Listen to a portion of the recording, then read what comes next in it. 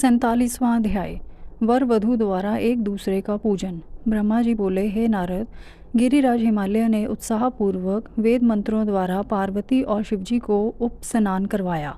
तत्पश्चात वैदिक और लौकिक आचार रीति का पालन करते हुए भगवान शिव द्वारा लाए गए वस्त्रों एवं आभूषणों से गिरिजा नंदिनी देवी पार्वती को सजाया गया। पार्वती की सखियों और वहां उपस्थित ब्राह्मण पत्नियों ने पार्वती को उन सुंदर वस्त्रों एवं सुंदर रतन जड़ित आभूषणों से अलंकृत किया। श्रृंगार करने के उपरांत तीनों लोकों की जननी महाशैल पुत्री देवी शिवा अपने हृदय में महादेव जी का ही ध्यान कर रही थीं। उस समय उनका मुखमंडल चंद्रमा की चांदनी के समान सुंदर व दिव्य लग रहा था। हिमालय नगरी में चारों ओर महोत्सव होने लगा। लोगों की प्रसन्नता और उल्लास देखते ही बनता था। उस समय वहाँ हिमालय ने शास्त्रोक्त रीति से लोगों को बहुत दान दिया और अन्य वस्तुएं भी बांटी। गिरिराज हिमालय के राजपुरोहित मुनि गर्ग जी ने हिमालय से कहा कि हे पर्वतराज, लगन का समय हो रहा है। आप भगवान शिव तथा अन्य सभी बारातियों को यथाशीघ्र यहाँ बुला लें।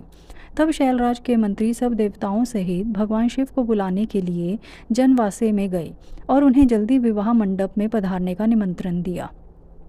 उन्होंने शिवजी से कहा कि प्रभु, कन्यादान का समय नज़दीक आ गया है। वर और कन्या को पंडित जी बुला रहे हैं। तब भगवान सुंदर वस्त्र आभूषणों से सुसज्जित होकर अपने वहाँ नंदी पर बैठकर सब देवताओं और ऋषि मुनियों के साथ मंडप की ओर चल दिए। साथ में उनके गण भी अपने स्वामी भगवान शिव की जय जयकार करते हुए नाचते गाते चलने लगे।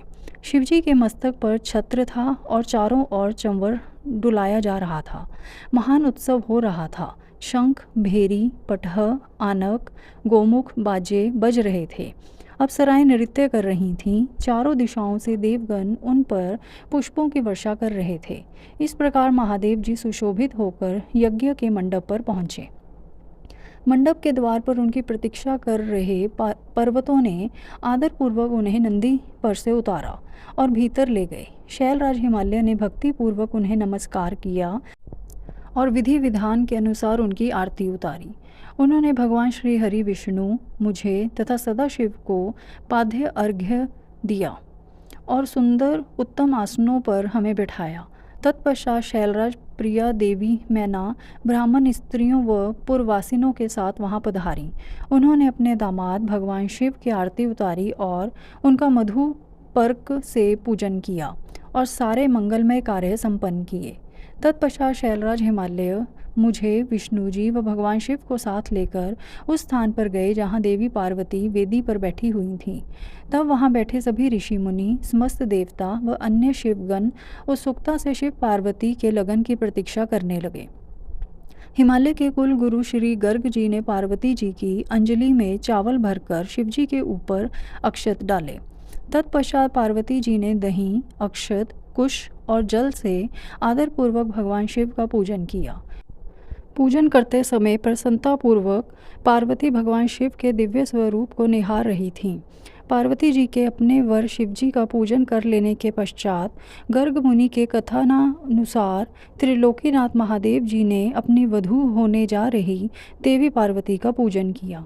इस प्रकार एक दूसरे का पूजन करने के पश्चात वर वधू शिव व पार्वती वहीं वेदी पर बैठ गए।